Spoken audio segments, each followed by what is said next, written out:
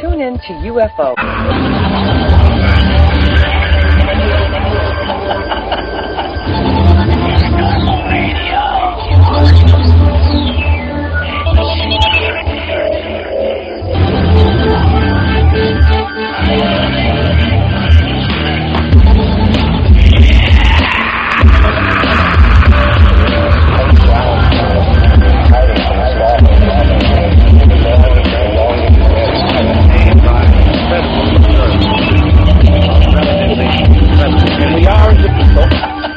Apparently and historically opposed to secret society.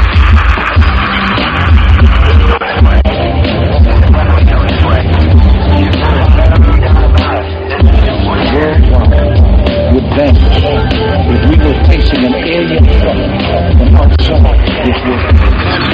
Shut down our governmental defense system. The chief of scholars of Athens says believing in aliens doesn't necessarily mean not believing in God.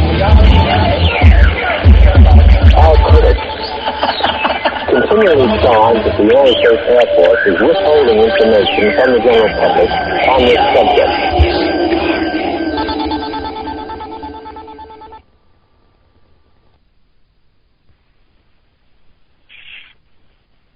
Welcome to the Church-of-MABUS radio show. Saturday night. It's supposed to be in the 20s in Florida. That's cold for Florida. We're used to that kind of shit. It's cold in Florida, baby. Pretty cool. That's cold. Stay inside. I know, right? And pretty much probably in 2 days back to 70. Right. Then we'll get pneumonia. Yeah, then we all get pneumonia and the flu. That's what. Speaking of which, the Steigers, Brad and Sherry, were supposed to be on the night, but they got the flu, which is kind of annoying. Man. Yeah. Hopefully they'll reschedule better. Yeah. We got a good guest though, so we'll get into that in a minute. So luckily we got a good guest to come on and place with them, and we'll reschedule them hopefully. But next Saturday's Micah Hanks. Which is a friend of mine. He's been on like 5 times. And then after that is Mars. Looking forward to that one. And then the rest of the schedule, Scott Allen Roberts, Secret of the Reptilians, his new book Exodus, and Artie Six Killer on Native American Star People stories, and Audrey Starborn. Yeah, I sent you the list when you want to pick some of them out. Just let me know. Thanks, no, for sure. Yeah, there's some good ones on there. There's a good Sasquatch one there, too, at the end with Christopher Noel. Some Sasquatch in the house. Finally, it's hard to get a good Sasquatch show. Oh, yeah, I've been watching all day. Today I got in the mail, I ordered it with my tax money. I got Leonard Nimoy's In Search of the 1970s. That show's awesome. They got the box set of it. It's like $100, and but it's like it's like 1 million hours. It's just these shows about killer bees, Dracula, Jack the Ripper, Bigfoot, vampires, voodoo, witchcraft, all kinds of stuff. It's just like a young Spock. That's pretty influential show, man. Amazing. I love it. I've already been watching the first season. I've been wanting it forever, and I finally got it. Splurged and got it, but it's amazing. It's worth checking out. There's some Rod Serling was involved, and he died, and he did a couple episodes, and then he died.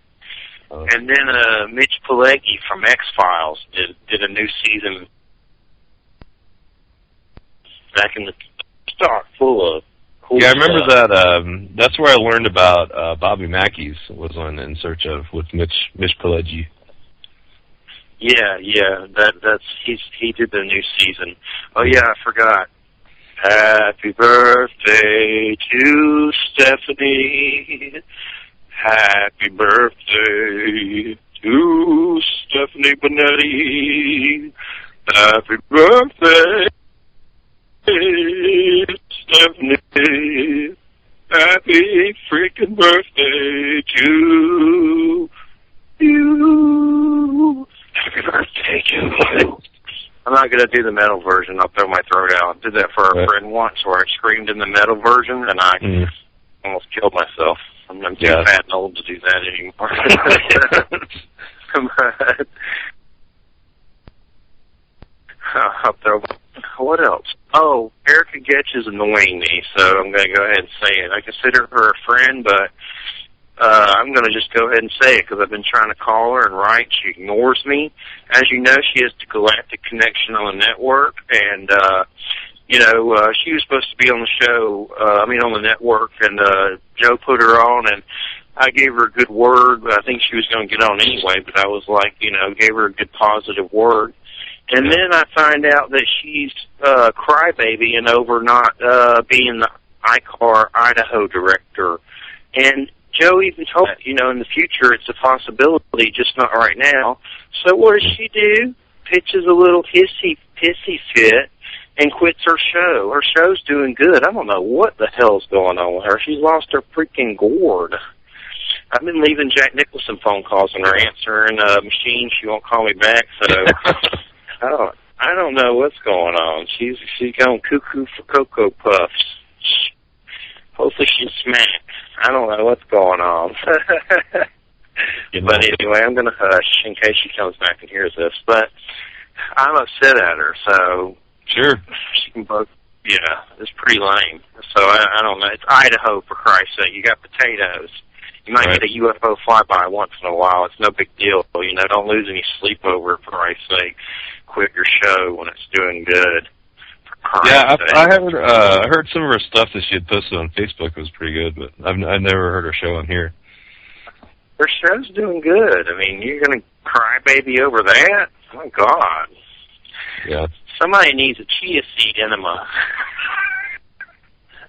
Someone needs more fiber in their diet. Nice peppermint colonic or something. Yes, colonic. Right. A smoothie. Right.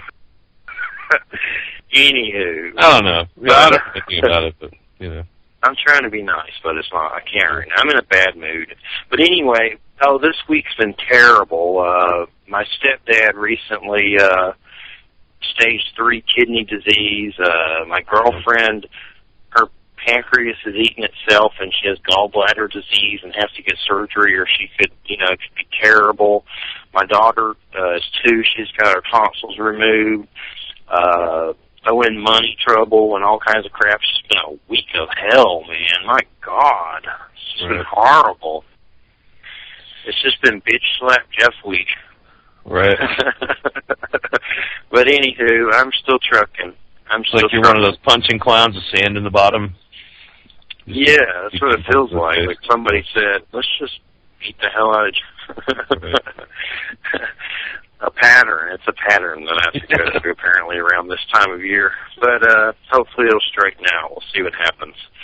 But let's get. Hope so. That's right. It'll even out. It'll even out. And Walking Dead's back on, so hey, I got that at least. Right. All right. Well, let's get to our guest. That's right. Tonight's guest is William C. Henry Sr. We're going to be talking about Revelations in the Bible decoded by Enoch. Tonight's Bible study at the Church-of-MABUS.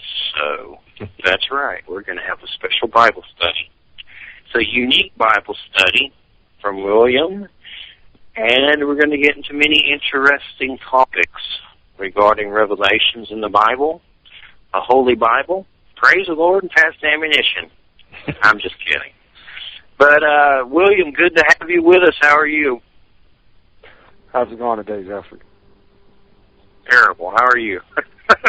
I can't complain. It'll get better. It'll get better. When we get some word into us, that's right. You get some of the good news. Yeah, get some of the good news into us. I need it. I do. So I'm hoping this will lift my spirits. So, William, I guess start off a little bit about your background so we can let the audience know who you are. Primarily, I've been a writer of mainstream fiction and some philosophy, spirituality of that nature. And while assisting a friend on a project, doing some research for them, stumbled across a common language and a lot of apocryphal literature. And And it just opened up a watershed to that understanding. So, and that brings us up to this point where we're going over revelations and different apocryphal literature. What were you researching when you stumbled upon this information? The Book of Enoch. Okay. And I had read a little bit of it previously, and my friend was doing some research on the UFO, situation, and I had several passages, and when I more, the language of the author just became clear, and pretty much it had little to do with theology and more to do with my observations. Okay. And it just continued to open up. Enoch tends to speak in the book. You get a continual astronomy lesson. There's a calendar that's left, a 364-day calendar that Enoch leaves with an intercalary day.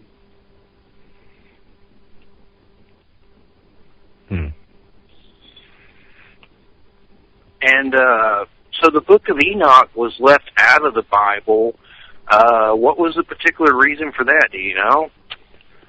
Well, I believe that there was a difference of philosophies during that time, as the early worshipers clung to the Book of Enoch as Holy Scripture. Right. Now, at some point, the two schools of thought, I guess one tried to eradicate the other, and the Book of Enoch tended to lose out. Now, what I found is the Book of Enoch tells different stories, parables, versus the Bibles. And there's several that are, a high nature. One is the parable of the three bulls, and that basically equates to the story of Noah and his three sons. Okay. Then you have the Tower of the Sheep, which is the Tower of Babel. But in this parable, the tower is built by the sheep, not by the Babylonians. So that is diametrically opposed to how we are commonly viewed, with that story. So, whose perspective was it written from? From Enoch, or what part of the world, or what time? What was it before? What people believed at the time, or was it just a new idea? Well, I think they pretty much ran concurrently, because the apocryphal Book of Enoch was written around 300 BCE. So we're talking at a point where you have a Hellenistic influence, and then you move into a Roman influence, because these people occupied the land during those times. Right. So what's the story of the three bulls? Like, how does it compare originally to the story of Noah? It's actually pretty comparable to the story of Noah. The only difference is there's no sodomy. Right. Okay. And that pretty much is the only difference. They're just using bulls in the narrative because it is the age of Taurus, rather. Right. Okay. If the Great Flood occurred around, say, 2344 BC, that's right at the end of the age of Taurus. So the narrative would include them being bulls. Let's see. Now, one of the interesting things that once you begin to understand what Enoch is speaking of, the author, themselves, the fallen angels. Okay. Now, that's a very key understanding to come to. The fallen angels, when you look at the word angels, you separate it. You have An and El. An being the God, El being the Canaanite God for Saturn. Knowing that your fallen angels are fallen meteorites. And we just had a beautiful show yesterday and today. Right. Yeah. And when you understand that, Enoch said the giants were 3,000 ells in height. Now, 3,000 ells put them at 4,500 feet tall, because one L is 18 inches, and that's a Scottish L wand. Mm. So, we know we could not sustain a population of people 4,500 feet tall, twice as tall as any structure that we presently have. Right. What the author is telling you, something is occurring in the upper atmosphere. Okay. And when they take wives, what happens, the meteorite, the iron sulfide leaches out into the soil, and you begin to get genetic anomalies. Anomalies. Sure.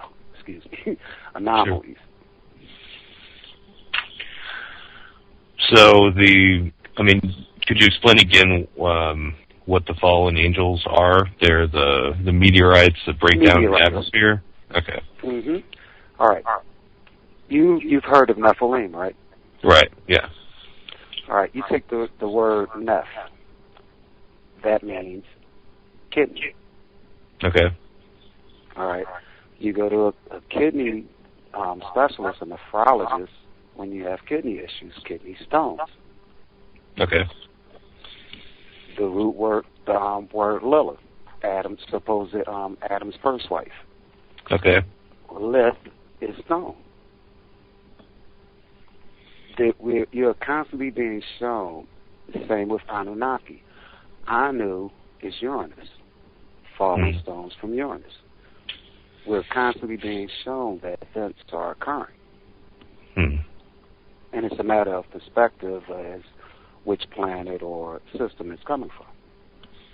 Right. I've heard of a lot of different ideas that have these concepts, but this is the first time I've really seen it presented in this way. Mm-hmm. Well, as I say. So, oh, go ahead. Oh, I was going to ask. Go ahead, Jefferson. What's the? Oh my God! I just choked on Gatorade. Hold on. Enoch.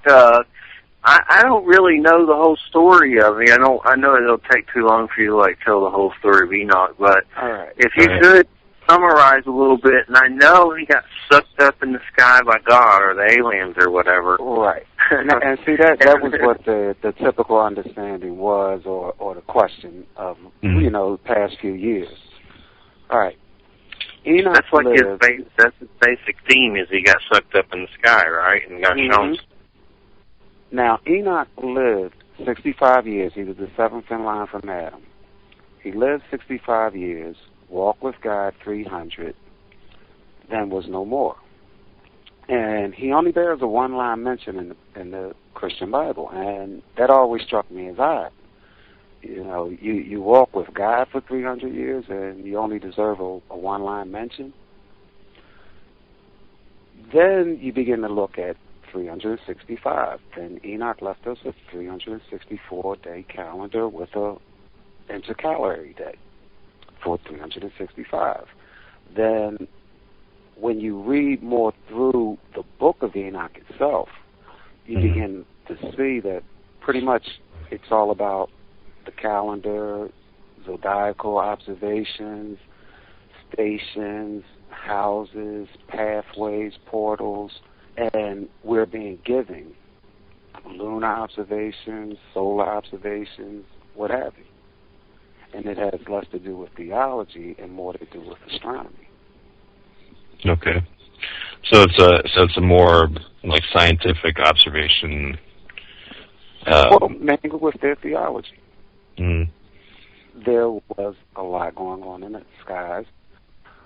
Can you take last night in Russia and multiply it to infinity almost? Right. Because things were going on that, scared these people, and they understood certain aspects of it, but not everything. Yeah, I mean, if we try to look at it, I guess from a more primitive perspective, you know, at a time when there was thunder, it was because, you know, the gods were angry, you know, but it's, you know, explainable nowadays. But I mean, things happen today. I mean, the event of a meteorite is still something that, you know, kind of creates that primal curiosity, at least, you know. We've subverted a lot of, as Velikovsky said, we're a species with collective amnesia. Right. And it's easier to say that we live in a nice static universe instead of one where chaos may reign. Mm-hmm. And the thing is with the Book of Enoch, there is a lot of pretty much astrotheology mingled. And when you look at the whole of chapters, R.H. Lawrence transcribed the text in the late 1800s. And one chapter he says parabola. But he puts in parentheses parables when Enoch wasn't speaking in parables, and then he goes into parabolic trajectory. Mm-hmm. So when he's speaking on a parabolic trajectory, he's speaking of aphelion and perihelion of a planetary-sized body. Right.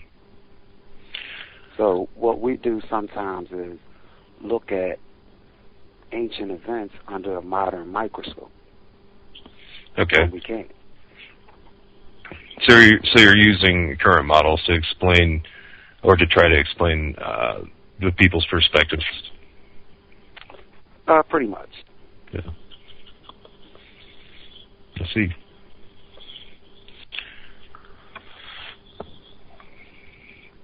So, Enoch, what was he exactly shown when he got sucked up in the sky? Well, he was shown information. Yes, and they were all pretty much lunar observations, solar observations. He was shown where the portals of the heavens begin, and when the sun passes through this window and portal, and pretty much, like I say, they're celestial observations. Right. Yeah. He speaks about a lofty tower above the earth, which is a.k.a. the wheel in the sky. Okay, yeah, I remember. Yeah, is that that's Ezekiel? Okay, there's Ezekiel. That's a whole other story, right? Right, and Ezekiel his is pretty much similar. All right, let me see. One of the seminal stories that Enoch tells that's different from the biblical account is in Enoch 89:24-27. He speaks of the waters already being parted when the sheep arrive, versus Moses in the biblical accounting parting the waters himself. And one of the reasons I believe his book was subverted because it went contrary to the prevailing one. Well, what do you think? I got that. Go ahead. Like, what do you think it means, though, when from the Book of Enoch's observation of the water being parted before the sheep arrives? Like, how do you interpret that? It speaks to a gravitational disturbance by a planetary-sized body. I think it's Velikovsky had a lot of things accurate that 50 years ago, without observation, he knew that Venus was a comet at one point. Now, the Max Planck Institute, just in the past 2 weeks, released statements showing that when the solar winds die down, that within 30 to 60 minutes, Venus takes on the shape of a comet. And that's very interesting that, you know, they had an express aircraft that was able to take these beautiful pictures, but Velikovsky theorized it 50, 60 years ago. Right.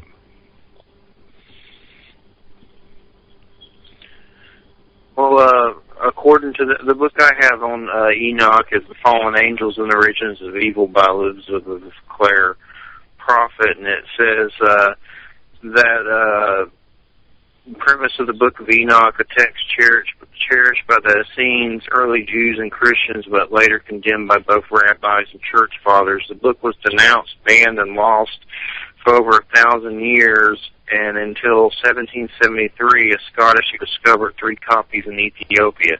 They always find this stuff in Ethiopia and stuff like that, like buried under a rock in a tomb somewhere. Yeah. Well, that just goes to show you the close relationship that they all had. Mm. How does something like that get preserved for 1,000 years? What is it written on? My God, skin? How does something stay preserved? They used a lot of copper plates. I think they used a lot of copper plates in Ethiopia. Yeah. And here's something interesting that I've read some of this book, but not all of it. But it basically says that did rebel angels take on human bodies to fulfill their lust for the daughters of men? Is that anything you're familiar with? Fallen angels taking on human bodies to shag chicks? Nah, I look at this more in a physical understanding and the sciences versus effect. I believe that earth changes came about, and if you have massive amounts of meteors being deposited on the earth, it's going to change things. Right. You have iron sulfide in those meteorites. Iron sulfide is known to cause leprosy. Who pops up with leprosy in the Bible? You have Noah. He was born white with a red spot. That is one of the first things that you see within 2 weeks. You are contagious for 2 weeks. After that, then you can no longer pass it on. But it begins around that time in the Bible. Job suffered from it.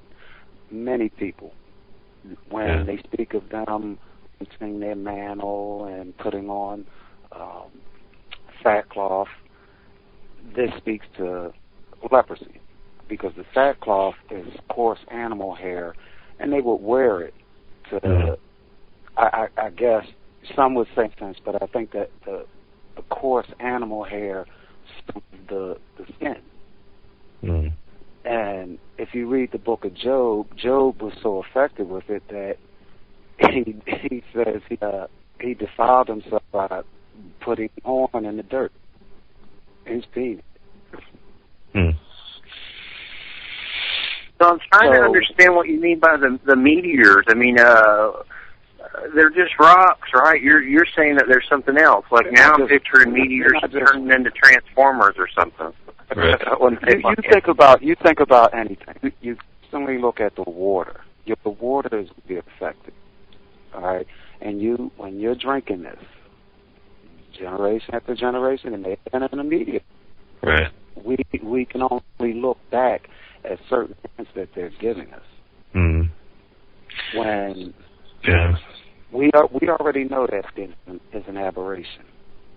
We're meant to be a certain height, but then the individual, everybody's walking around 5'8", then you get somebody 7'8". You know, and you're getting a heavy population of them. You know what's going on.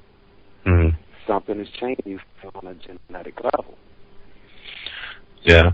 So it seems also that the people of the time would take these geological and astronomical occurrences and then attach all this mythical significance on it. You know, because all what you're talking about by different minerals being deposited into the water and different things coming through the atmosphere and the way that it changes and affects the climate and generations of people over time. So it just seems to be that the Book of Enoch is kind of a less mystified example. Yeah, I really, a lot of that. I've actually, in this book alone, I examined Job, Ezekiel, A pure papyrus, how that relates to the issue in the Exodus, as well as Lament for Sumer and Urim, Ascension Revelations, and they have a common theme that floats through a lot of them, and it's disasters, right? And earth changes. Enoch actually, as I say, he became the template of understanding for others. And I was a child of mythology. I studied Roman mythology, Norse mythology, Greek, and I guess having that foundation of understanding. Sure. Most of these texts were authored all during those periods. Right.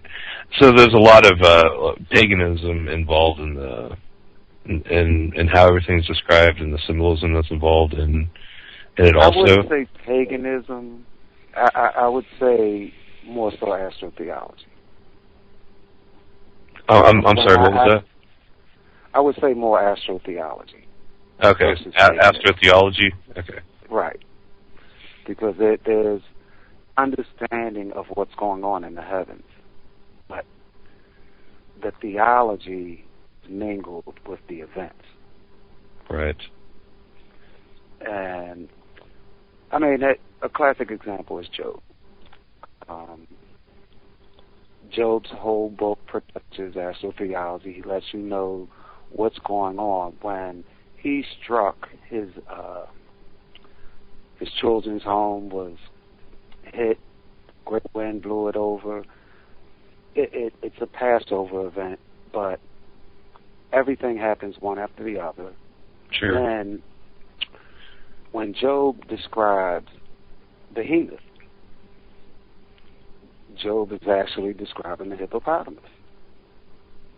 Okay. When he describes Leviathan, he is describing an alligator or a crow. Mm-hmm. So when we begin to understand these things, it becomes less fearful. Right. Because when you go to church and you hear about Leviathan and release the Kraken, right? Yeah. You're sitting there scared, right? Not knowing that. Yeah. Hey, I definitely remember going to churches when I was a kid and listening to the sermon and just being utterly terrified by the end of it, Right. And it definitely sparked my interest, and you've definitely researched this tremendously, and but yeah, I mean it's hard to explain because it seems like the further that we've gotten away from the more primitive aspects and being to the time that the story was told and what was happening at the time that the story was being told to the present. Is where all this, fear came from, because we're farther away, like you say, from understanding. Right. And, I look different. If you look at a chapter in Enoch, it's the book of the heavenly luminaries. Why are we thinking that he's speaking in theology when he tells you directly he's speaking of the stars? Right. Let me see. The whole of this one chapter, he just says, chapter 44. Also, another phenomenon I saw in regard to the lightnings. Of some of the stars arise and become lightnings and cannot part with their new form. Mm-hmm.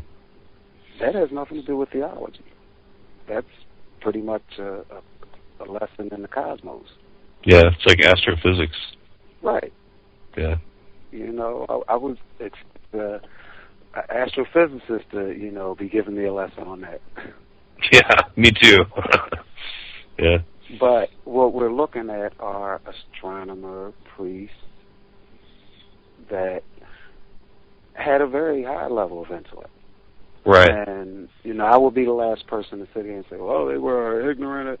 No, these people were very, very smart. That really makes me insane that a lot of people assume that our predecessors were primitive screwheads.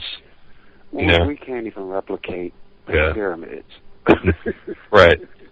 Yeah. So, to try and look down on these people is just asinine.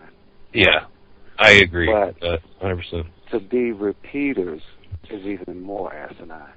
Mm. Because we're at a point of understanding and where everyone can read just about. Or have a certain level of proficiency. Sure. And I ask people not to lean towards my understanding, but their own. You ask people not to lead towards your understandings? But to their own understanding. Yeah.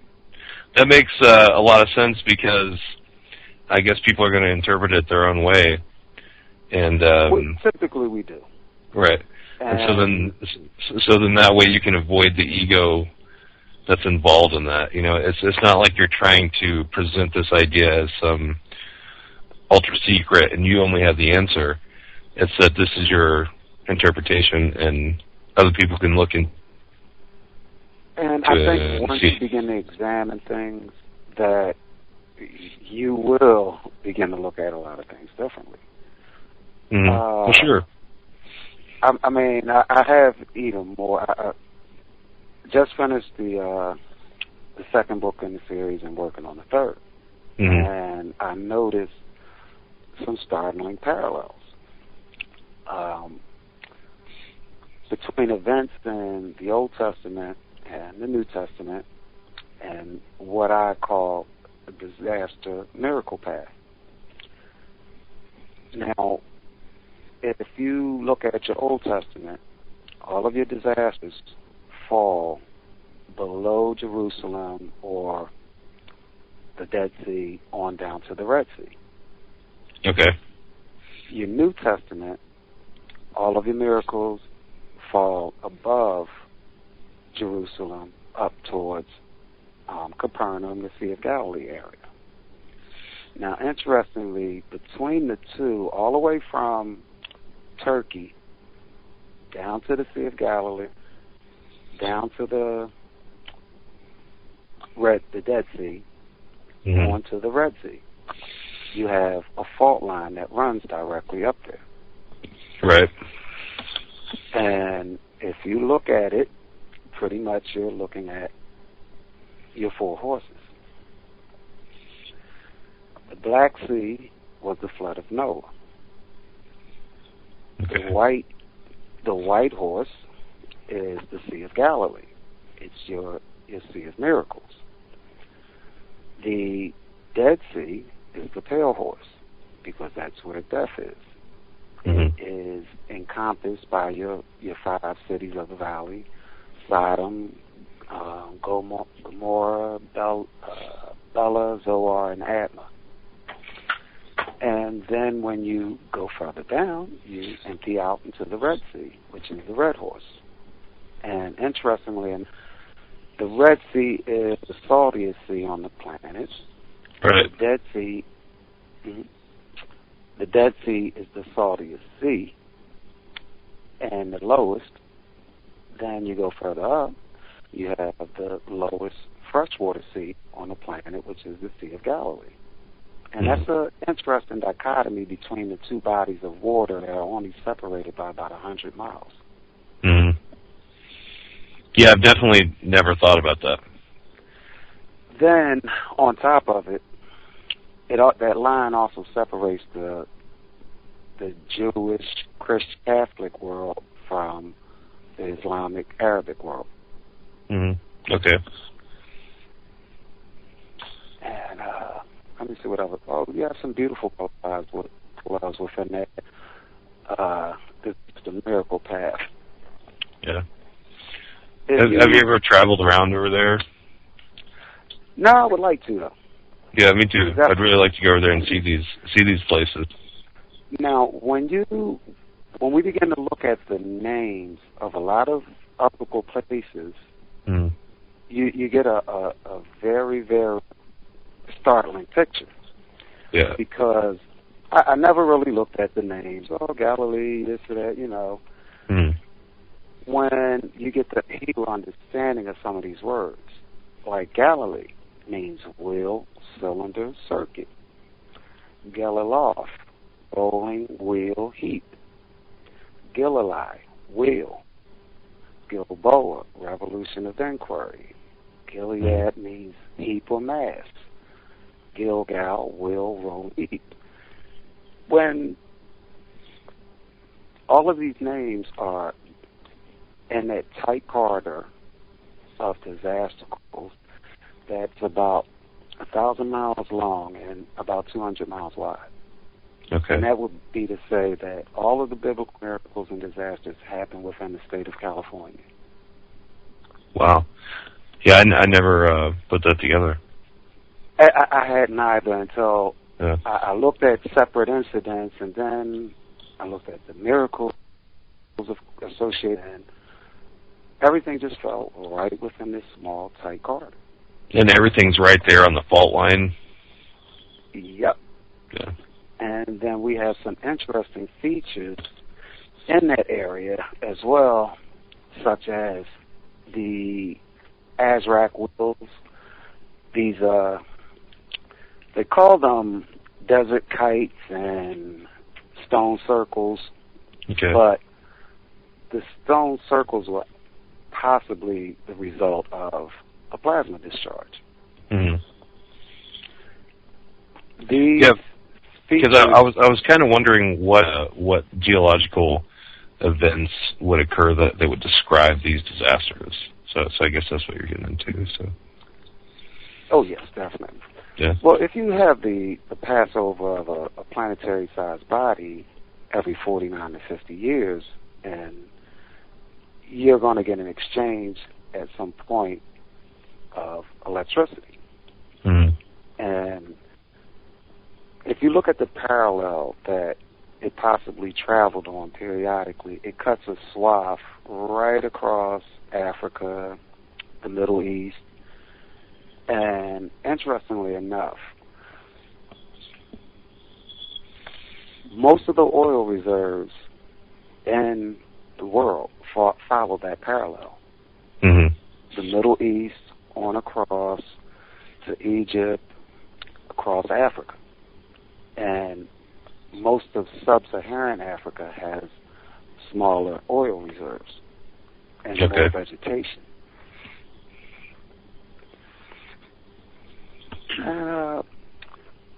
As I say, pretty much the wheels, they range from Syria to Jordan down to Saudi Arabia. And there's thousands of them. Yeah. They're out in the middle of nowhere. And they actually look, if you look at a radial discharge from a plasma device, look similar. So are these wheels portals or? No, they're in the on the ground, and you would not be able to see them at ground level. But when you look, flying above or through Earth, what have you, they're highly visible, and the stones are of a small nature, and they haven't migrated for thousands of years. You would think that if they were just stones placed there, some would get washed away from, floods or what have you. Sure. It's like natural.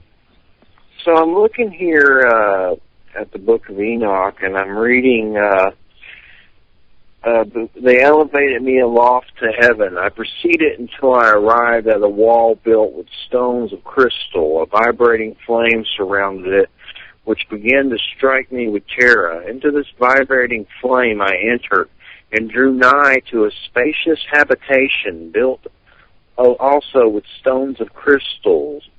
Its walls, too, as well as pavement with stones of crystal, and crystal likewise was the ground. Its roof had the appearance of agitated stars and flashes of lightning, and among them were cherubim of fire in a stormy sky.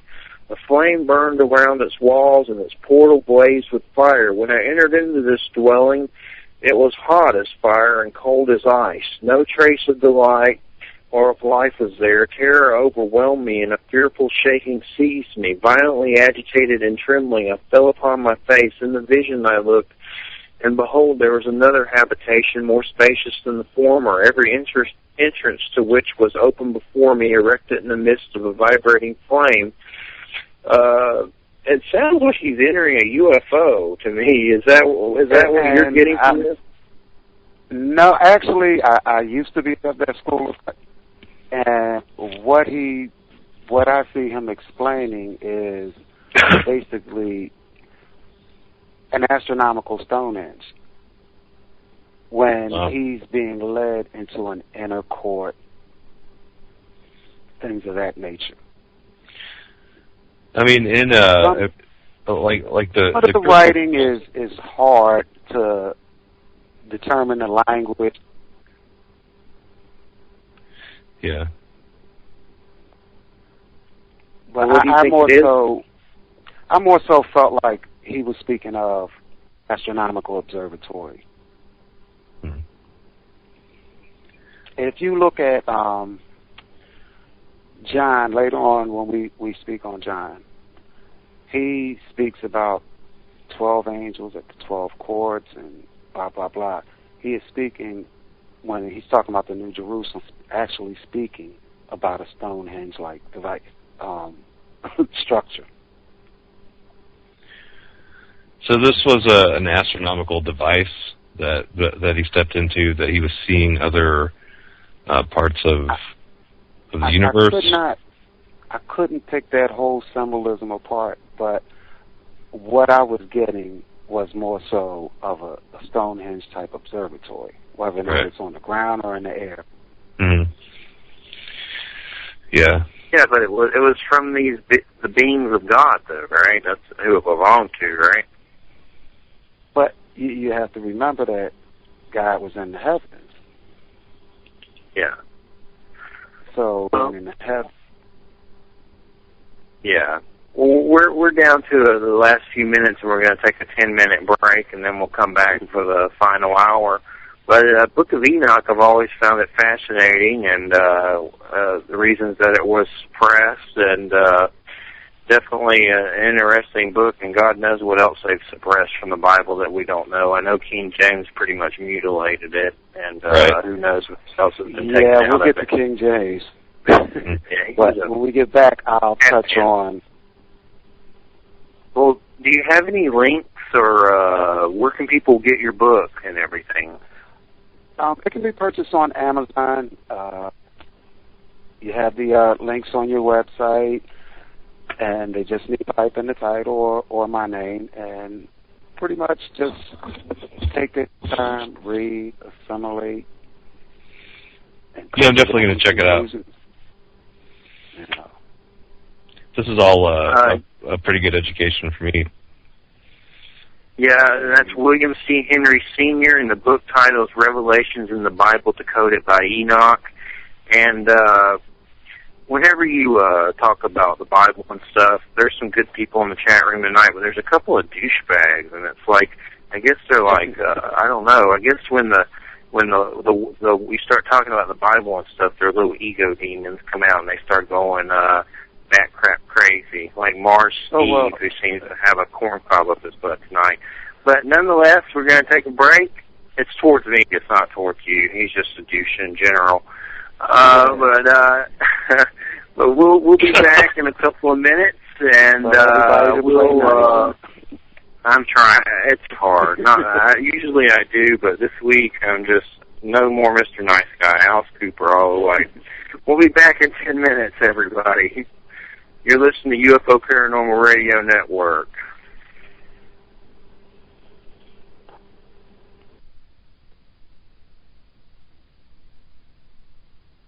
Hello, everyone. Trish Sheridan, host of A Global Focus. Come join us each Friday evening at A Global Focus's new time, 9 to 11 p.m. Eastern. Come join the discussion.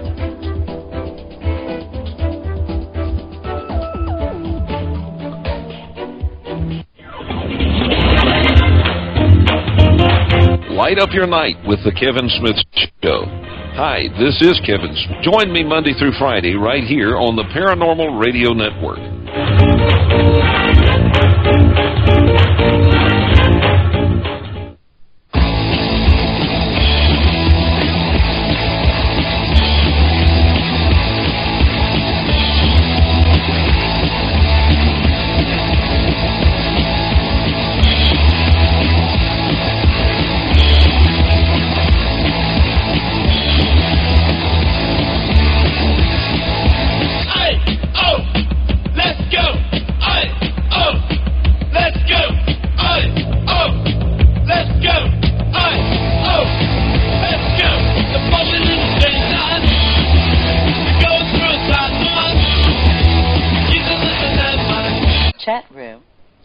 If you are listening to the show and wish to join us in the chat room, visit paltalk.com.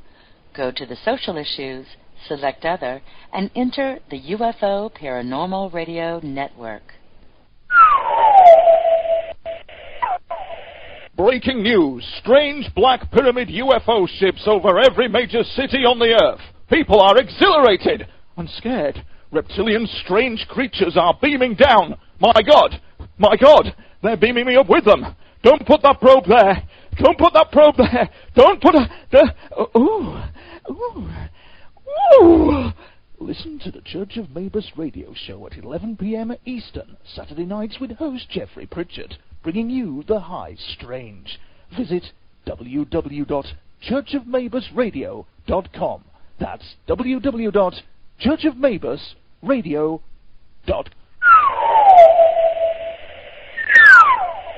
You've been listening to News on the Flip Side with Joe Montaldo and Stephanie Benetti. Join us each Saturday p.m. Central to hear the latest news on current events. Expect the unexpected as our hosts offer their opinion on some of the most controversial topics of the day. News on the Flip Side, only on UPRN 107.9 New Orleans. Tune in to the Mind Cemetery with your hosts Chip and Nicole every Monday night at 9 p.m. Eastern. Exclusively on the UFO Paranormal Radio Network. We delve into UFOs, abductions, ghosts, aliens, conspiracies, and cryptozoology. And how could you ever forget about those creepy topics you won't hear on your local news? This is where I would insert my obligatory skeptical statement. The Mind Cemetery, where the paranoia about the paranormal comes to rest. Follow us on Twitter and subscribe to us on Facebook. Also, check us out on our website, mindcemetery.com, for show updates and the critically acclaimed Mind Cemetery. It's not critically acclaimed, but you should check it out anyway, mindcemetery.com. Hi, I'm Stephanie Benetti, and along with Joe Montaldo, we co-host a new show called News on the Flip Side. You can catch us every Saturday night, 8 p.m. Central, where we will be discussing current events and topics going on in the world today. We have opinions on everything. There's no topic that we won't discuss, and we'll go places that false history gets made all day, every day. The truth of the new is never on the news, but you can catch it here, News on the Flip Side, only on the UFO Paranormal Radio Network. You are listening to UPRN 107.9 New Orleans.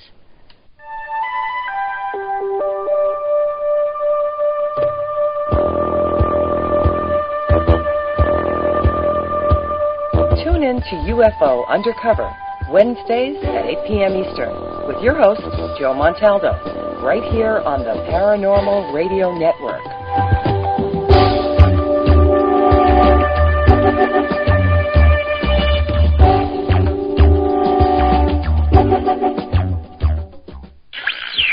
Ladies and gentlemen, the world needs to hear the truth.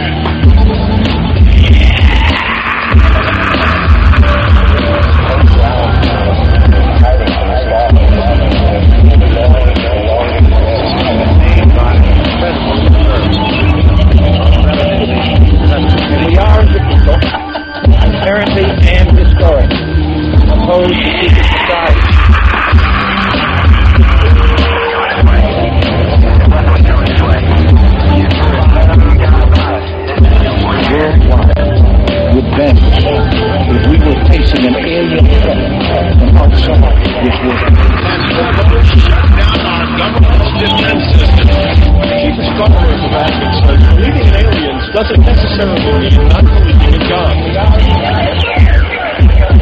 All critics continually find that the United States Air Force is withholding information from the general public on this subject.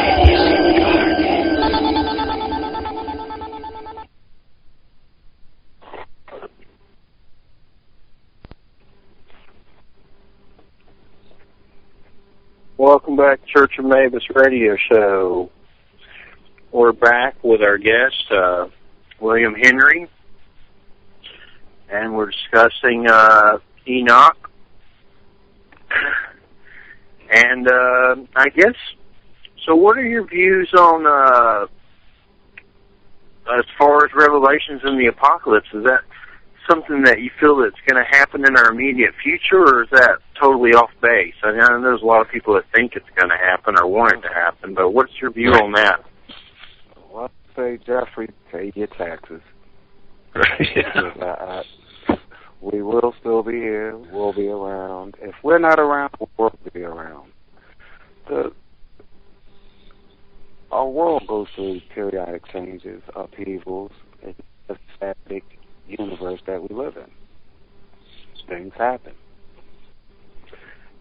I think we just have to get to a point of scientifically being able to handle ourselves in that universe. Yeah. I really believe that we don't have enough responsibility to even deal with the ability and the power that we have, you know. So I mean, you look at what one meteorite caused just, day before yesterday, or yesterday rather, and can you imagine us having to deal with that threat on an ongoing basis? Right. I think that people would resort to cannibalism right away. Yeah. Hey, like, we just ran out of Doritos. Who knows what the effects of a commentary Passover may be? Right. Yeah. No. I just wanted to take a moment and thank you guys for having me on. I appreciate it. Well, thank you, man. Not a problem. Yeah. Definitely.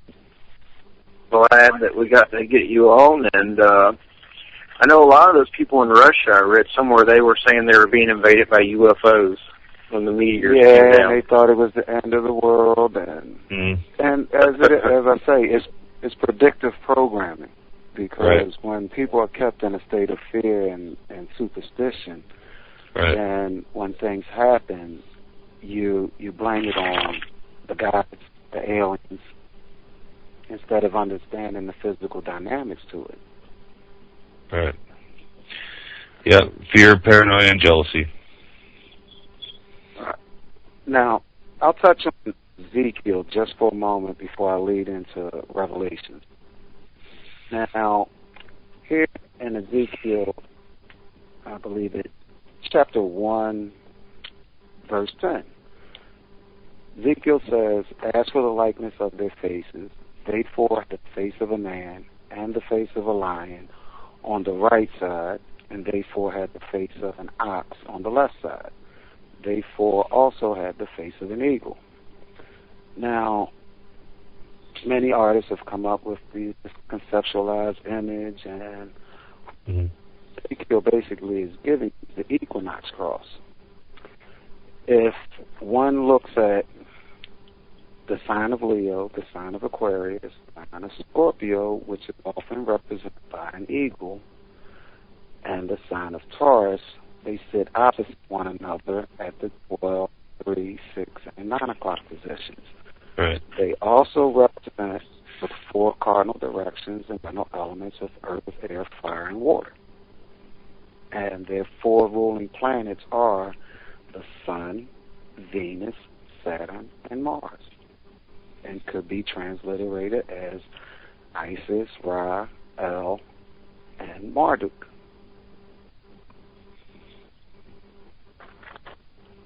So right there you have a direct astrotheological statement.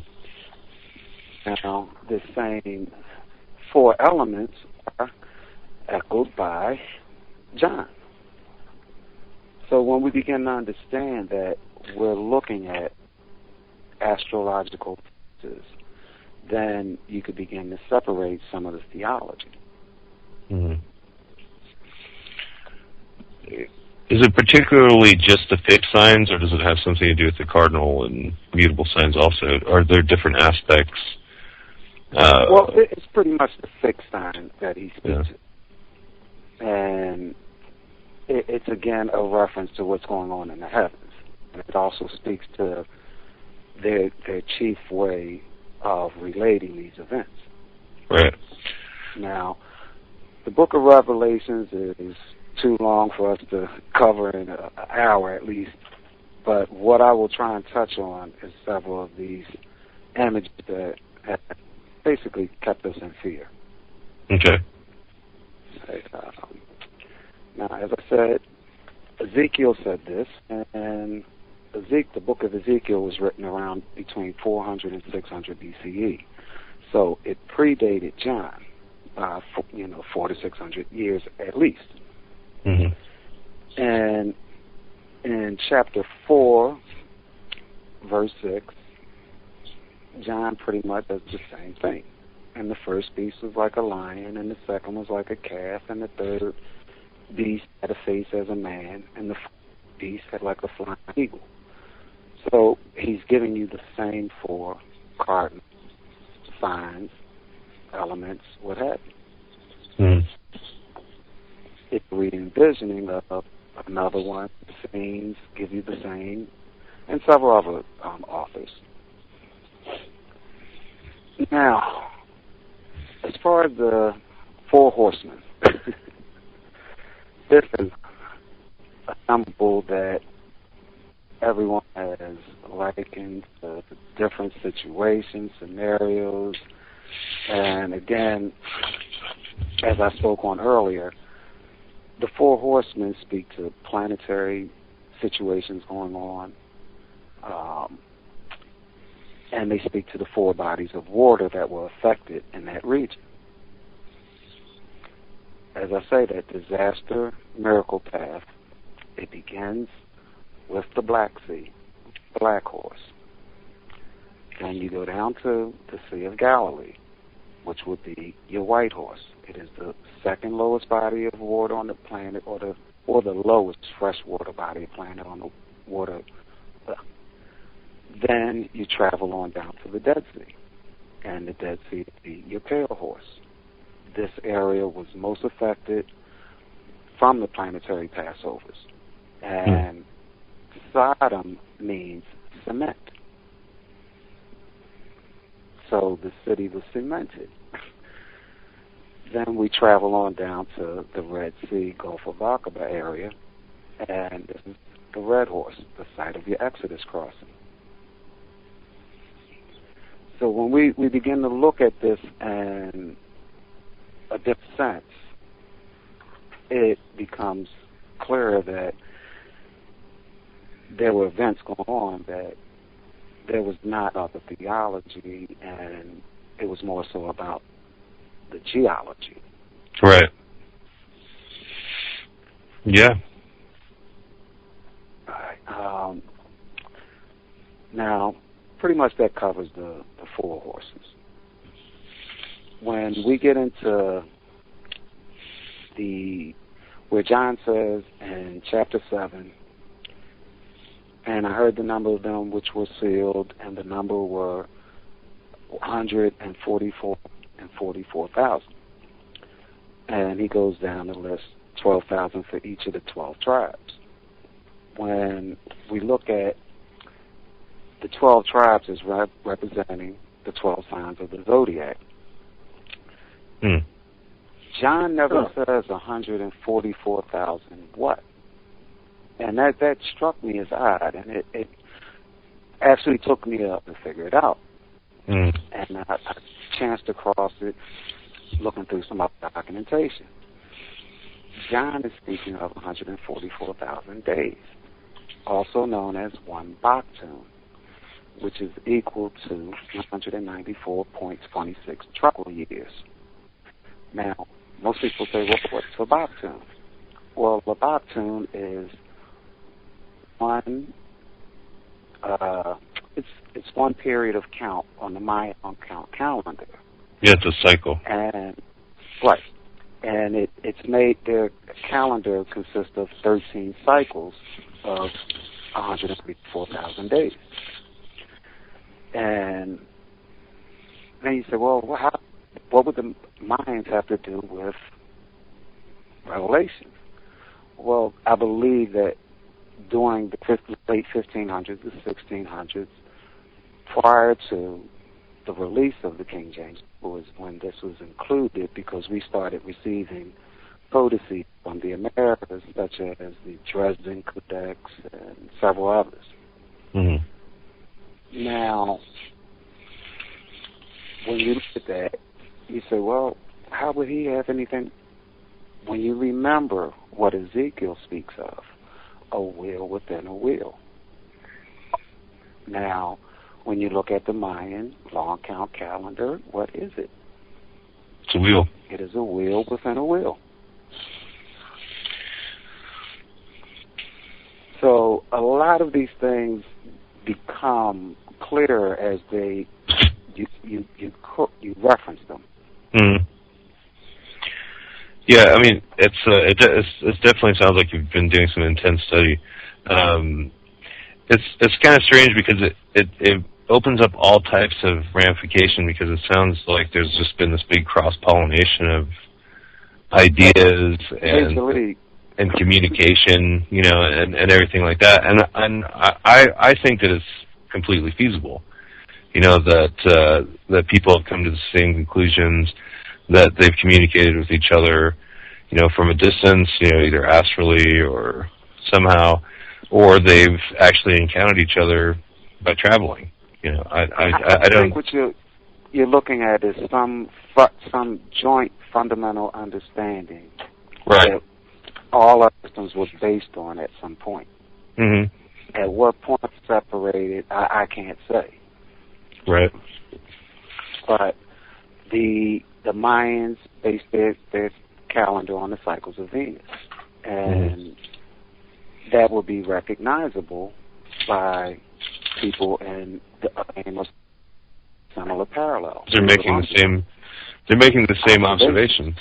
Yeah. Right. I mean, some simple misunderstandings come into play, and we don't even, you know, realize it. And the one that stands out to me is one of Nostradamus' quatrains. When 9/11 happened, everyone was saying, oh, Nostradamus predicted it, where he says at 45 degrees the sky will burn, fire approaches the great new city. Immediately a huge scattered flame leaps up when they want to have verification from the Normans. Now, the curious thing is, New York City does not sit at the 45th parallel. France sits at the 45th parallel in the 0 degree mark on the prime meridian. Where was Nostradamus writing from? France. So the event he was speaking of would have happened over his skies and not ours. Yeah.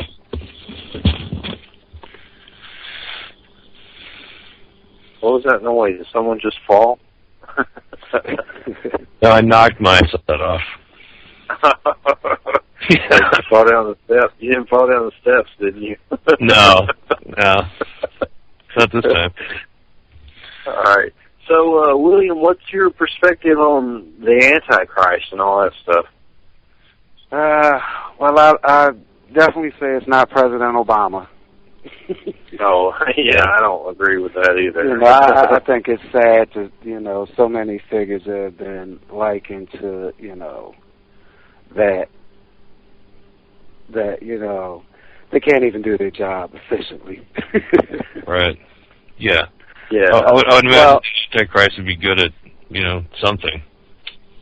Interestingly, I got a definitely different perspective on who the beast may have been. And as I say been, because I believe the individual died a long time ago, if at all. But interestingly enough, the Bible only speaks of the number 660 twice. And both times was a reference to the amount of gold that a king brought in on an annual basis. Now, 1 talent is 57 pounds, and an annual gold intake would have been 37,962 pounds if they got 666 talents. Okay. Now, the only person that was referenced to is King Solomon. Mm-hmm. Now, I didn't arrive at that easy. You have to remember that they also believed that King Solomon was a wizard and he would return to life. He was the binder of the jinn and all that. If you look at an aerial view of the complex in Jerusalem, you notice that you have a large gold dome and a small black dome. Look at the name of Solomon. Sol-O-Man, sun and moon. And it's represented in the temple complex. Mm-hmm. Now, I believe more so he was a celestial figure. So you believe that he wasn't, on Earth? He was just a representation? It was. I mean, he's been anthropomorphized to the point of not recognizable. Right. We've been able to find any remnants of his kingdom or David's. When you begin to look at the Song of Songs, you find a strange relationship between he and Sheba. And I'm touching on that in the upcoming work. But I believe that John was speaking on the wealth acquisition versus a future upcoming being. Hmm. So then the Antichrist would be some accumulation of that amount of wealth? Yeah, I think he was speaking more to the church in Jerusalem at that time. And a lot of people have thought that John was speaking to the Catholic Church, and when he speaks about the whore that sits on the seven mountain, and right. That's a totally different thing, because when he speaks of 10 kings having 7 heads, he's speaking of zodiac ages. Mm-hmm. When he says the 10 heads having 7 kings and 5 have fallen. When we start from the age of Leo and move forward, we meet up at the age of Pisces, where John was writing, because he is in the 5th, and the one is to come, and the other must walk for a while, which is Aquarius. And John had a good understanding of the Kali Yuga age, which is 10,000 years. And we have to remember, India is not far from Greece, Iraq, these areas. Right. They passed information back and forth and understandings. Sure. Now, oh, go ahead. I'm sorry, go ahead, Chad. I was just going to say, what do you think about all this Pope resigning stuff and all that? And there's some weird prophecy behind that. It's kind of creepy. I'm not so much into the prophetic view of things. I believe it's just a residue of wrongdoing. I mean, there's a lot of money passing hands over there, and, somebody has to take the fall at some point. Mm-hmm. Yeah, there's some criminal implications they're covering up, I'm sure, that has to do with pedophilia. Right. Well, you can't have the Pope standing trial. No. That Pope is the creepiest Pope I've ever seen in my life. That guy just creeps me out. Right. And say about him. He looks like the Emperor from Star Wars, I swear to God. It looks just like him. It's weird. I've seen the pictures together. It's creepy. All right. Now, You guys have seen the many attempts at decoding the Star of David symbolism at 666?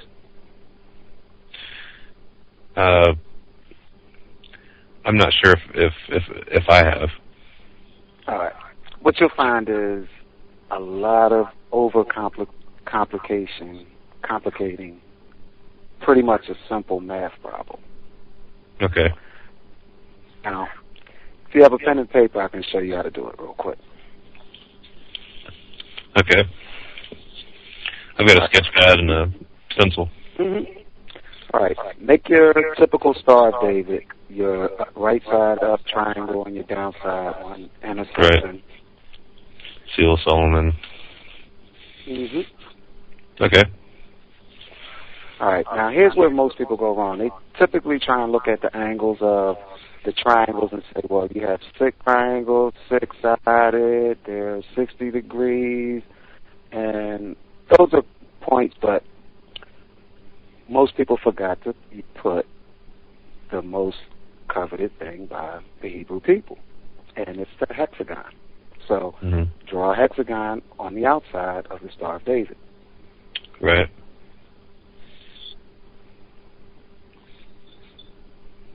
Okay. All right. Now, what we're going to do, we're going to label our triangles. Now, start in the upper right triangle, label that 1. Okay. All the outside triangles, 1, 2, 3, 4, 5, and 6. All right. At the top, your inner triangle start at 7, 8, 9, 10, 11, 12. All right. Now, most people have been counting this as a 6-sided hexagon. Right. That's where they went wrong. Yeah, it's to put unlucky 13. That's yeah. All right. Now, take the sum of your outer triangles and total them up. 1 and 2 is 3, and so on around. Mm-hmm. And you'll get 21. Okay. Take your inner triangle sum, 7 and 8 is 15, on around, and you'll get 57. Okay. All right. So for one 6 set of triangles, we have 21. The other 6 set of triangles, 57. Now, 57 and 21 is 78. Right. What do I do with the 78? I'm sorry, what did you say? 13. Okay, 78 divided by 13. And what do we get? Take me a second here.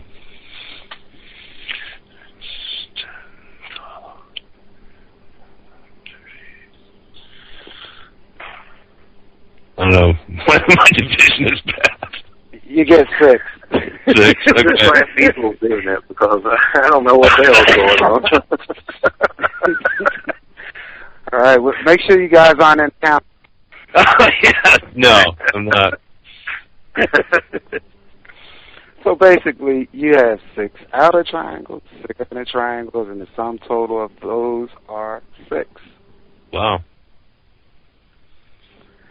Oh well. 636. Here's a few things. Here's a few things on the 13 symbolism. Mm-hmm. All right, and often repeated number. All right. Of course, 13 is an unlucky number. 13 witches make up a coven. Right. There were 13 original colonies. 13 wooden sticks and a fascist. Chapter 13, you file bankruptcy. Venus Synod cycle is 13 days in hell. Revelations chapter 13 is 666. It took 13 years to build Solomon's temple. There are 13 Baktuns on the Mayan calendar. Then, the 13th zodiac is a Fucus, a.k.a. Lost Tribe of Israel.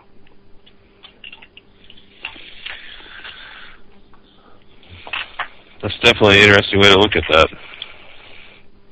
Because it all adds up. Definitely. Yeah. And, I mean, there's so many things that when we begin to look at them in a different light and demystify them. For sure. So I'm looking here at one of the things you mentioned is Lord Krishna. I've always wondered if, like, there's one source of God, our Creator, and then all these cultures or civilizations are trying to understand it, so they make religions and belief systems trying to understand it, and it's all like the same source. Like, so there's weird things like Jesus. The story of Jesus is very similar to the story of Horus, and there's like flood stories and different birds. What's interesting is the monk that put the Bible into chapter and verse, his name was Dionysus. So we have that Greek influence, and that's heavy in the Bible, the Hellenistic influence, the Roman influence, the Egyptian, the Babylonian. So, and I'd say the Hindu beliefs as well, because if you look at the name Abram, it's Brahma, the Hindu bull god. Mm-hmm. Right. They just stole a little bit from everything. Yeah, just a bunch of cross-pollination. All right, now, you asked about Krishna, because I did touch on him in the book, and from the Bhagavad Gita, or the Mahabharata, when you look at Krishna, he drives the chariot for celestial bowman Arjuna. Now, Arjuna, when we understand, he represents Sagittarius. Okay. And Krishna, one of his names as an avatar is, I think it's Balarama. And it means he who sleeps on the backs of serpents. Who sleeps on a serpent in the heavens but Ophiuchus? All right.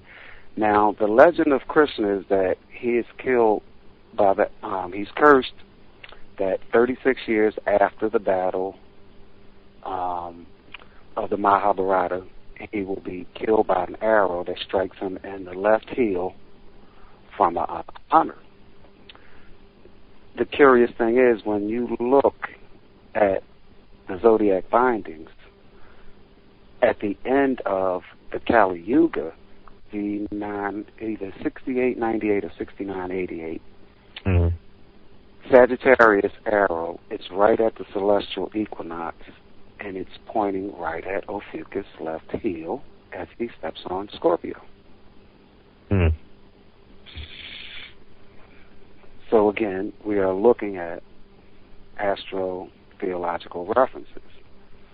And most people are fine with looking at that as an astro-theological reference, but they don't want to look at biblical texts in an astro-theological sense. Yeah, I guess that's probably because people have been trained to see astrology as against the Bible. Well, I mean, we have to begin to understand that our universe is interconnected. Right. We're connected to our planet is connected to the sun and other planets and other universes by invisible filaments. And we don't totally understand everything yet. Right. I look at Isaiah, and I'm touching on him in a project that's coming up soon. And I actually believe Isaiah was a watchman, and he stood watch in the watchtower. Now, the watchtowers were not originally conceived to worry about enemies. They were conceived to keep track of the wheel in the sky when it came around on its regular orbits. Now, if one were to read Isaiah 10:28 to 10:32, you would begin to see that Isaiah was giving you an orbital disaster path. And it goes from Iyaf, and it passes on to Migraine, and then it stalls its carriages up at Mixmash. Then it moves forward to the next, and it all falls in a straight path.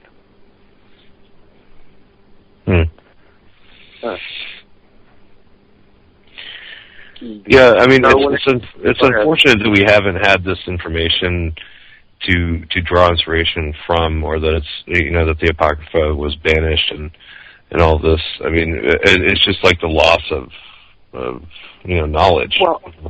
Well, the thing is, it gave away too much. Mm-hmm. And I don't think that things originally started out, hey, we're just going to make this thing up just to control people. It was their belief. Right. But the understanding began to change as the threat changed. And, right. It began to be a good tool of control. Yeah.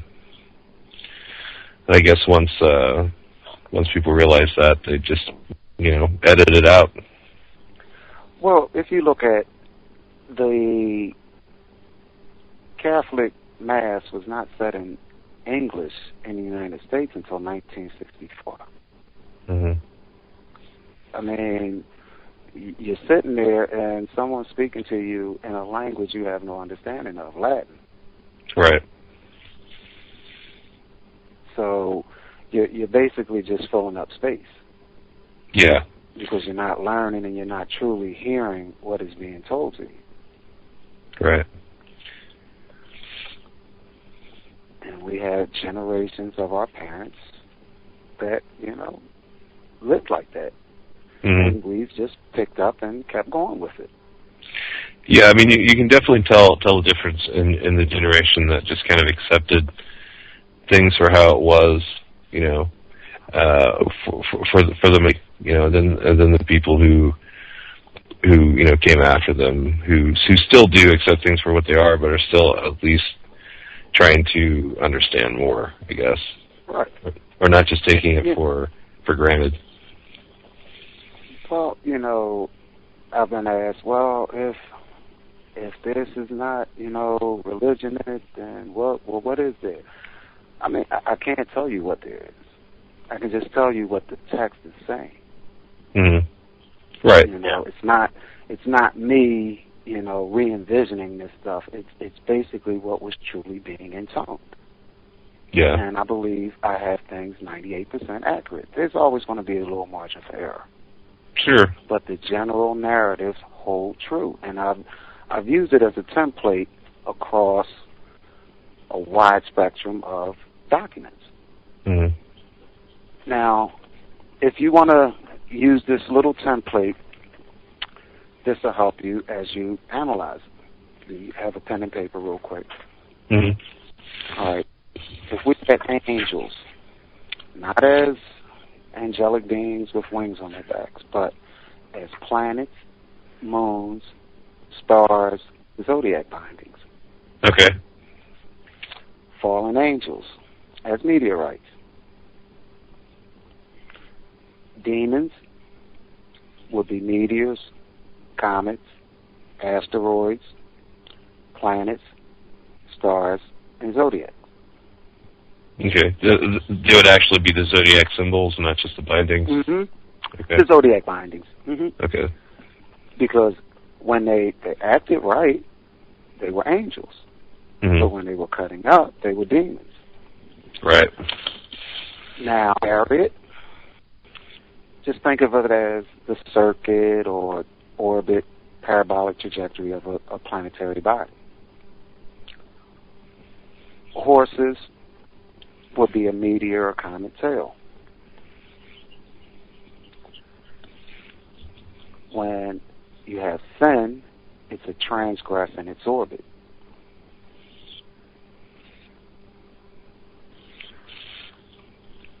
So sin would be kind of like a negative path. Okay. All right. Lord of hosts would be the Sun, Venus, Jupiter, or Saturn, depending on the narrative. And when we have mansions, court, or chambers spoken of, we're basically speaking of windows, pathways, portals, rooms, gates, columns. It's just a different type of speak. Mm-hmm. So you just have to understand the grammar to really get through. Right. When they speak of hell, it's either the Hyades constellation or Venus 3 and 14 day synod cycles.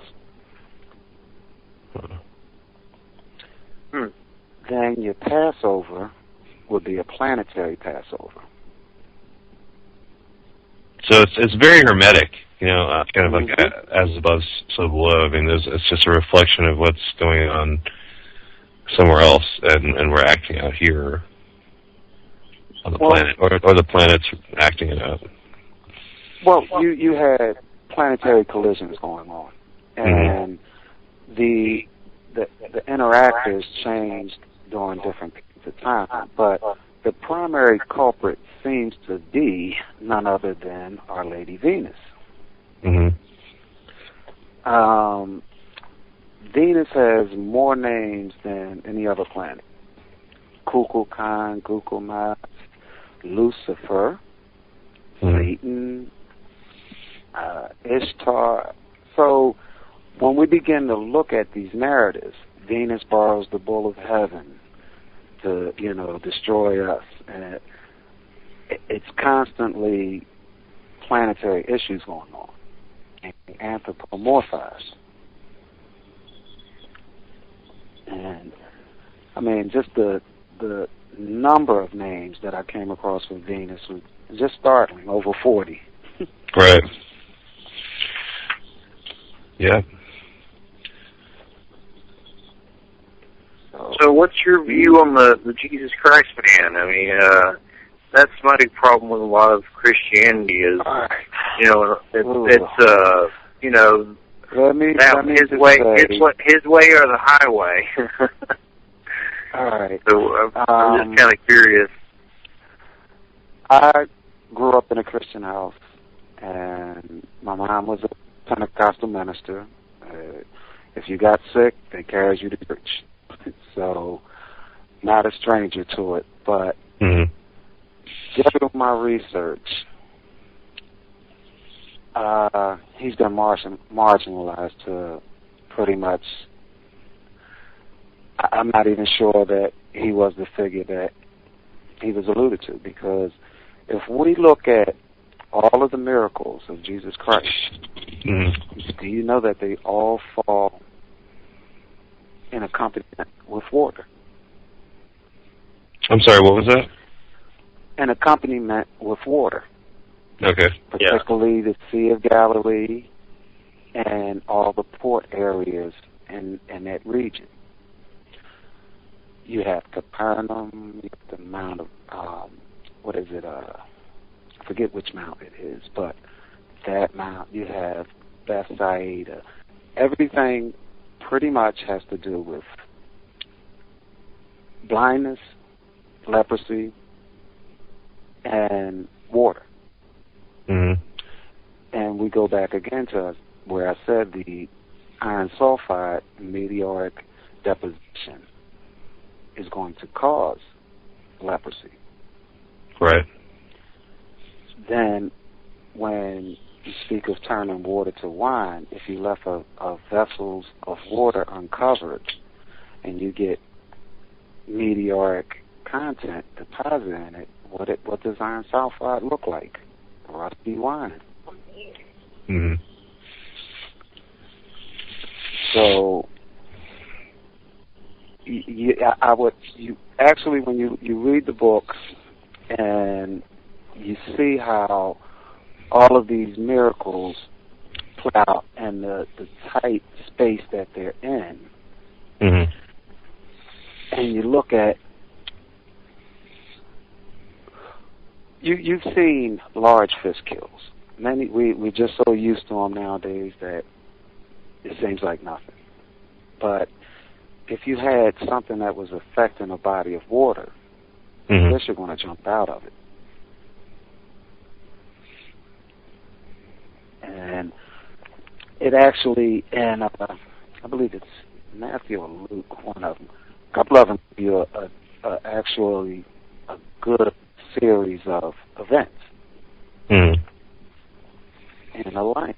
And it tends to look like, well, if there was an individual, Jesus Christ, that a lot of what he did as maybe a healer and a man of the word was anthropomorphized with what was going on. Right. So these speak of physical changes. Yeah. Am I clear? I mean, yeah. It seems like what you're saying is that of course our perception of the Christ is not at all what he was actually doing. It was just once again based on the perception of what people were seeing and not what he was actually doing. Is that where you're coming from? Pretty much. You had within how things were done a lot of politicizing because the old liners of the Old Testament didn't see him as the Son of God, and the new guys did. And I think it came down to a recognition of what was going on in the skies. Right. Well, I mean, what about somebody like St. Peter, who's always there, and he's always angry. It's if you're studying art history or you look through, all the classical paintings of religious iconography, St. Peter's always there, and he always has a knife somewhere, and he's rallying against something, So, well, Peter was one of the few warriors of the New Testament. Right. The Old Testament had all the warriors. I consider the Old Testament pain and punishment, and the New Testament salvation and deliverance. They're two diametrically different books. Yeah, I mean, one's definitely a lot more fire and brimstone, and then the other one's a little bit more. It's not really that you have to talk through a priest to speak with God, or talk through an emissary. You can speak to it directly. Right. Yeah. It has more of the Hindu influence. Right. Yeah, kind of like like gnosis, like a direct connection to like a God form or a higher consciousness. Right. And the question has been, where did Jesus go during his missing years? And some have postulated that he studied in India and places like that. Right. Yeah. I mean, I always wondered why that wasn't possible. When growing up studying this and looking at all these different spiritual concepts and religious ideas, like why couldn't Jesus have traveled to India or Turkey or something like that? I mean, all the land was there, and it's like you've already pointed out. And anybody that's looked at maps knows that it's not that great of a distance in the course of a lifetime. Well, actually, a lot of the earth changes that were going on, you can correlate to biblical events. Now, around the time of the Exodus, around 1487 BCE, and 1500, you had the sinking of the city of Dwarka in India. You had the eruption of Thera in Greece. So all of these changes are going on in the same or similar window. And one of the other sidebars, the Earth's global magnetic field. It bears a very striking correlation to a lot of these disasters. Right. Now, our global magnetic field has never been higher than a 12 that we've recorded. Yeah. And what I note in the book is during these disasters, during those periods from 30,000 to 0 BC to around 0 BCE, we were between excuse me, 7 and 8 constantly, and 7 being a disaster level event, and 8 being an onset. Right. Now, as we get to around the time of Christ, we begin to climb to a 9, on up to present. About 100 years ago, we were at just above a 10.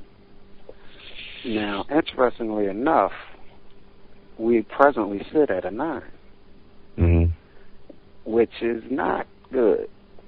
Right. Because if we keep going down, then you're going to have a disaster level event of some kind. Right. Well, I mean, geologically, everything is really messed up. You know, I mean, we're not supposed to be. We're supposed to be in a kind of a replenish. You know, and it's not working. What have we been doing in the past 5 years? I'm sorry. What was that? What have we been doing in the past 75 years? Destroying ourselves. Yeah, not much good that I can think of. Well, we've detonated over 2,500 nuclear bombs. Right.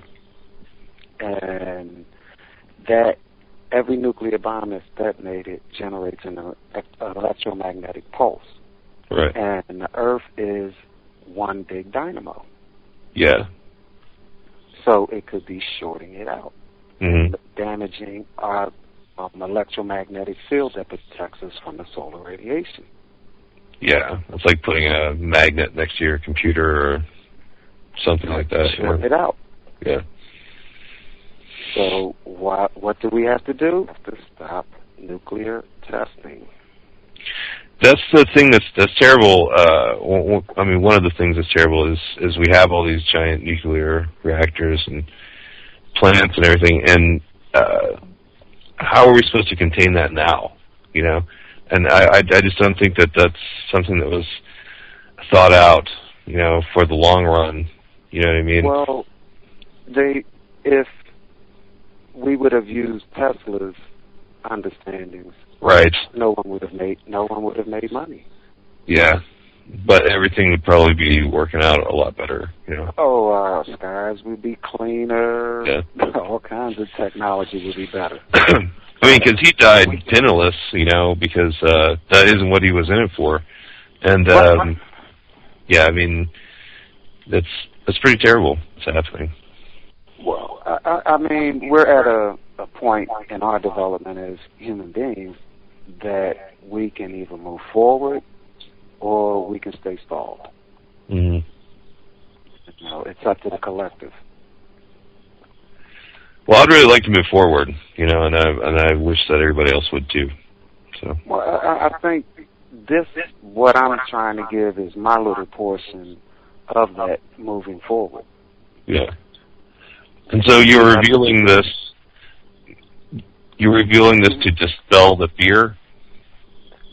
Well, if I've come to an understanding that has opened my eyes to a lot of things, then it would be wrong for me to withhold that knowledge. Now, whether or not someone comes to it, it's their choice.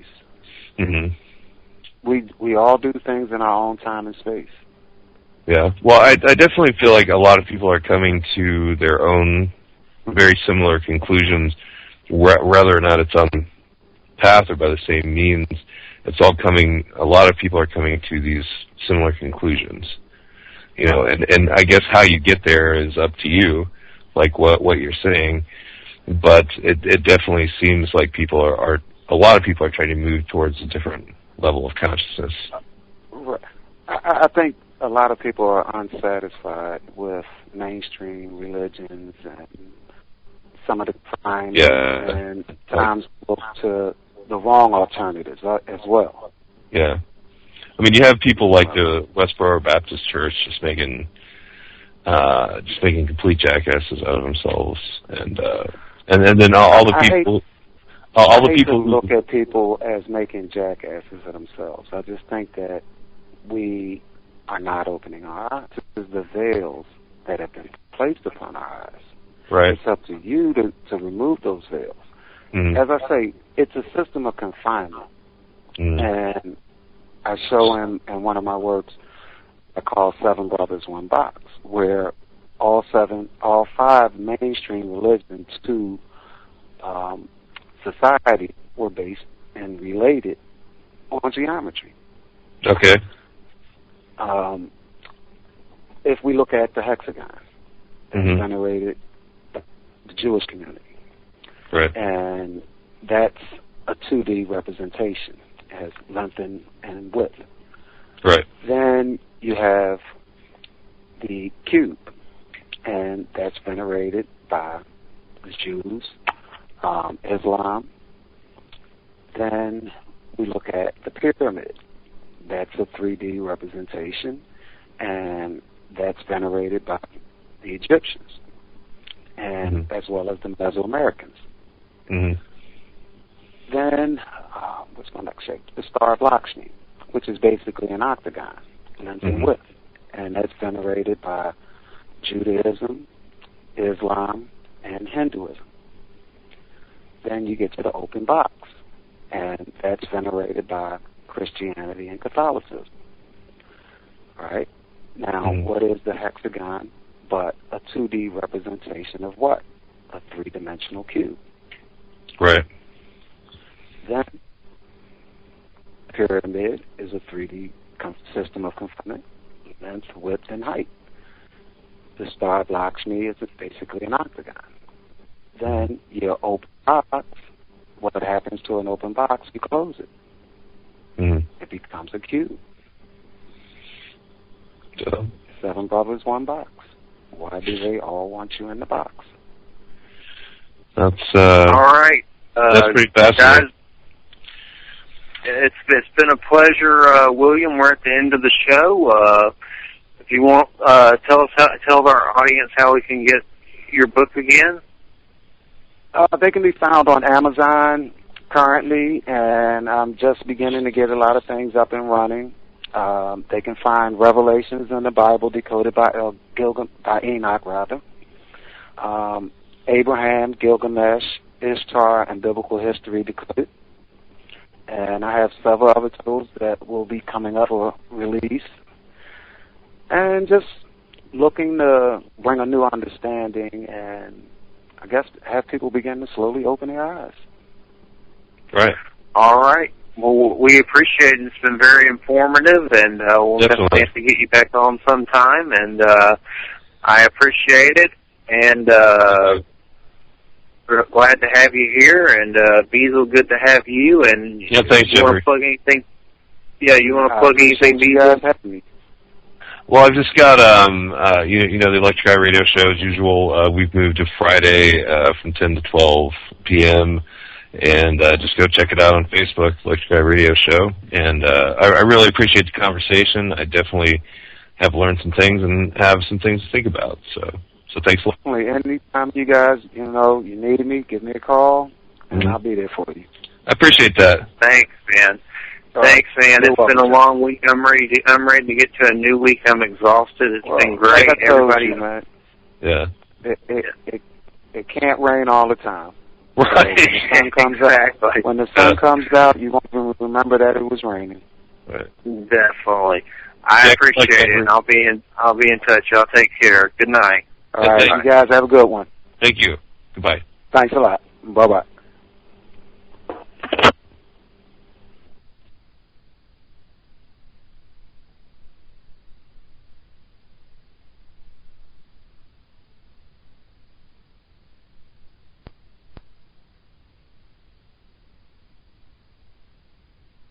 I'm going to vote for